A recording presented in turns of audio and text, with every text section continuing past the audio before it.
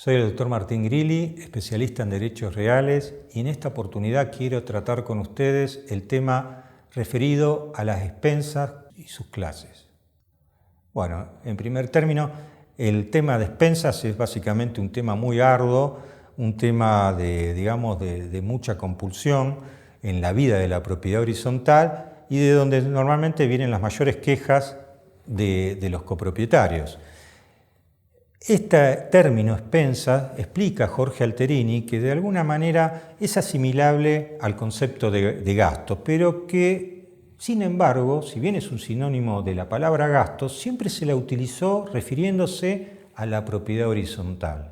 Por lo tanto, bien podríamos decir en un primer acercamiento que expensas serían todos aquellos gastos de la vida cotidiana, de lo que irroga el desenvolvimiento adecuado de la propiedad horizontal. Obviamente existen o se diferencian básicamente dos clases, es decir, las llamadas expensas comunes, que son estas que había mencionado anteriormente, es decir, aquellas que tienden o están destinadas a atender los gastos cotidianos y los más comunes de la vida consorcial, y también las expensas extraordinarias, que son aquellas básicamente que, como la palabra bien lo indica, son destinadas y son fijadas y determinadas para cubrir cosas o situaciones imprevistas. Por ejemplo, arreglos de partes comunes del edificio que normalmente abarcan una importancia vital, como sería, por ejemplo, las respiraciones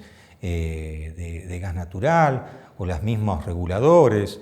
Son obras que, aparte, desde lo material, significan normalmente un costo importante y que muchas veces excede que puedan ser cargadas como expensas comunes.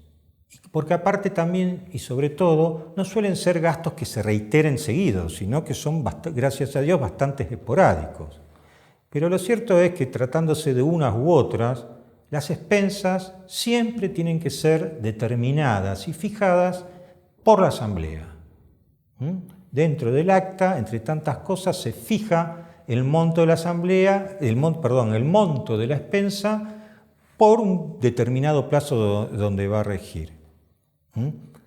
Estas expensas tienen que ser, determinadas y calculadas de acuerdo a lo que se establece en el mismo reglamento de copropiedad.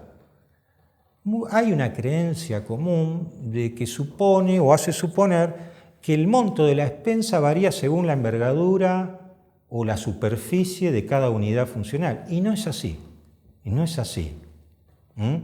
Cada unidad funcional tiene determinado en el reglamento un número o un coeficiente.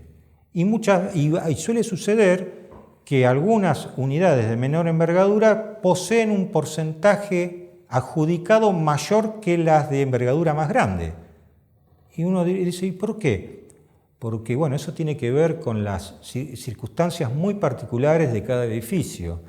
Hay, por ejemplo, en un mismo edificio, muchas veces se da la situación de determinada cantidad de unidades funcionales que gozan de ciertos servicios y otras no gozan del mismo servicio. Entonces, obviamente, cuando se dan ese tipo de casos, evidentemente, el índice o el coeficiente va a variar. Se han puesto también en las últimas décadas de moda en muchos edificios, en muchos ámbitos de propiedad horizontal, los que se conocen como los llamados espacios comunes de uso exclusivo.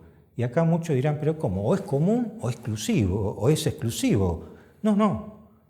Puede haber, y de hecho hay, zonas o partes comunes de uso exclusivo. ¿Eso qué significa? Partes comunes, pero que no pueden ser utilizadas por todas las unidades o los propietarios de todas las unidades, sino solamente algunas. Y ustedes enseguida se van a dar cuenta cuando han visto seguramente conocido algún edificio donde hay patios internos o hay piscinas de natación que solamente pueden utilizarlas determinadas unidades funcionales.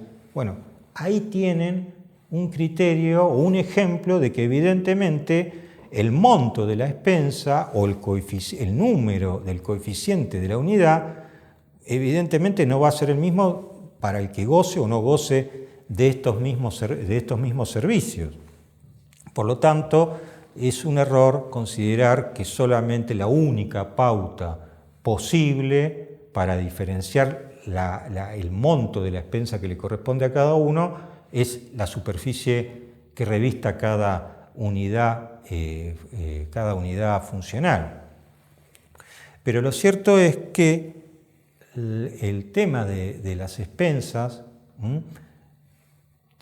conforma uno de los principales ingresos económicos de todo consorcio de copropietarios. Es una de las principales fuentes de cuál se conforma el patrimonio consorcial. Ya hemos visto en otras entregas que el derecho de propiedad horizontal, entre varias notas distintivas que tiene, es que, a diferencia de otros derechos reales inmobiliarios, en este es inevitable, necesario e imprescindible la interacción de una persona jurídica que se va a encargar del desenvolvimiento de la vida consorcial, que es el consorcio de copropietarios. Bueno, como toda persona jurídica, va a tener también, y persona que es, va a tener los atributos de la personalidad y también va a tener entre esos atributos un patrimonio. Ese patrimonio se puede formar de diferentes maneras.